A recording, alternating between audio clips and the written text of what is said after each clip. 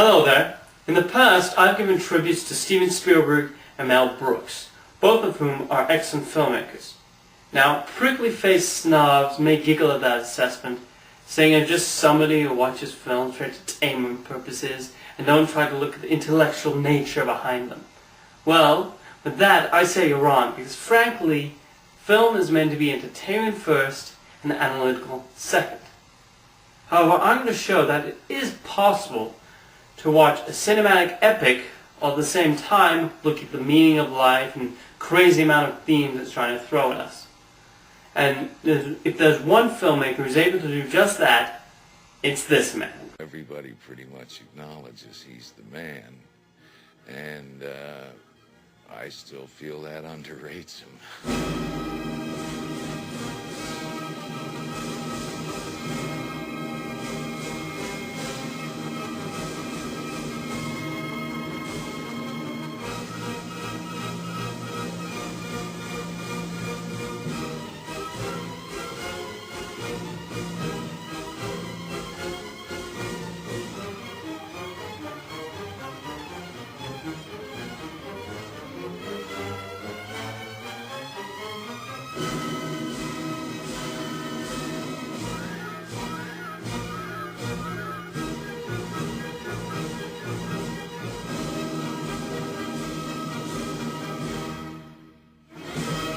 Stanley Kubrick is one of the finest filmmakers to have ever lived, responsible for some brilliant and highly controversial films. Hence, in today's episode, we're going to be looking at the fantastic achievements in Stanley Kubrick's career. Well, sit tight, grab a steaming pile of popcorn and relax, because we're going to be here a while. Born in Brooklyn, New York, Stanley Kubrick started work as a photographer, taking photographs of the street. However, his true calling came when he entered filmmaking, particularly his first success, Paths of Glory. This World War I epic starring Kirk Douglas really manages to dig deep into the wartime trenches and actually feels like a real thing and not some studio set. With a terrific performance from Douglas and a touching finale, Paths of Glory was the first of many impressive films in Kubrick's filmography. Following success with the studio picture Spartacus, Kubrick moved to England, where he would direct all of his feature films, starting with Lolita, an adaptation of Vladimir Nabokov's controversial book about an older man who starts a relationship with a 12-year-old. The tagline proudly asks the viewer, how did they ever make a movie of Lolita? Well, by increasing the age to 14 and having Kubrick pushing the envelope as much as the censors would allow him to, he created a film that took a deep, thin premise, stretched it to 150 minutes, and actually made it entertaining. The relationship between the two leads is an excellent feat of acting, and who could forget Shelley Winter's irritating turn as the mother. Kubrick then decided to try his hand at comedy, with the political satire Dr. Strangelove, or How I Learned to Stop Worrying and Love the Bomb, featuring Peter Sellers in 3 roles. Managing to look at a touchy subject at the time in a humorous manner, Dr. Strangelove was filled with humorous lines, Gentlemen, you can't fight in here, this is the war room! And hilarious scenes, like this telephone conversation between the President of the United States and the President of Russia. One of our base commanders, he had a sort of, well, he went a little funny in the head.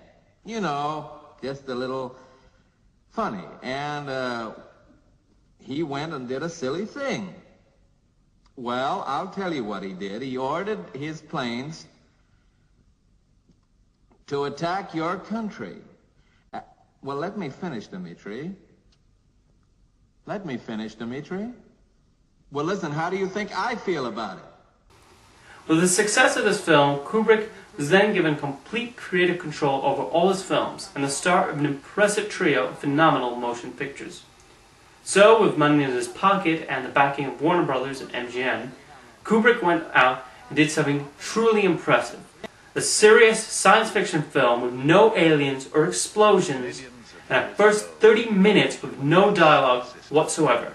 The result was quite possibly his greatest film and magnum opus, 2001, A Space Odyssey. Its brilliant visual look, exciting depictions of the future and past, epic use of Richard Strauss compositions, and overall an interesting story about growing old, 2001 was a film that perplexed critics but did manage to book sold-out showings to drugged-out teenagers. Dude, this is so trippy. Whoa, whoa, whoa. Seriously, with its state-of-the-art visual effects, the film inspired many filmmakers in the future, and changed the face of science fiction forever, making it a respectable genre. Alien, Solaris, Star Wars, and even Wall-E were heavily influenced by the brilliance that Kubrick brought to the screen with 2001. Some may come up boring, others self-indulgent, but even if you hate it, it's hard to deny that this is a wonderful feast for the eyes and the senses. For his next film, Kubrick adapted the Anthony Burgess book, A Clockwork Orange, the story of a group of teenagers who rape innocent people for fun. This is a disturbing story, and Kubrick's use of editing and the way in which he makes the main character oddly sympathetic in the second half adds to the necessary unease of the production. With Mark McDowell's chilling performance and a script that's pretty much 85% faithful to its source material, Kubrick thrilled the senses in a way unmatched by cinema. A Clockwork Orange is actually one of those rare films where people actually copied horrific events, and so for almost 30 years the film was banned from distribution in England. The fact that Warner Brothers allowed Kubrick to do this shows how much respect the studio system had for him. Overall, A Clockwork Orange is a chilling look at youth culture that still remains poignant to this day. And needless to say, you won't hear Singing in the Rain the same way again. After taking two bold looks to the future, Kubrick moved to a historical drama with Barry Lyndon.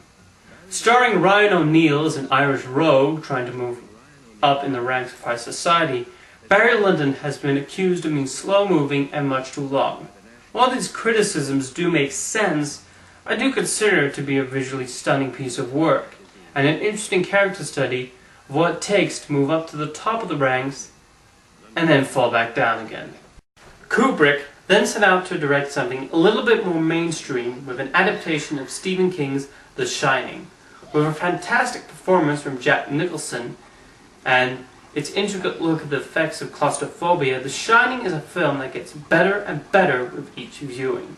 It's a film that's not really chilling while watching it, but the more you think back to it, the scarier it becomes. Stephen King personally derided the film for taking out the main theme of alcoholism, but I like what Kubrick did a tad better. Plus, even when listening to it on a book on CD, King's The Shining is kind of boring. The most impressive piece of directing on Kubrick's part, though, was the fact that Danny Lloyd, the actor playing young Danny Torrance, didn't even know he was making a horror film until after production finished. Now that is great directing. 7 years separated The Shining from Kubrick's next film, Full Metal Jacket.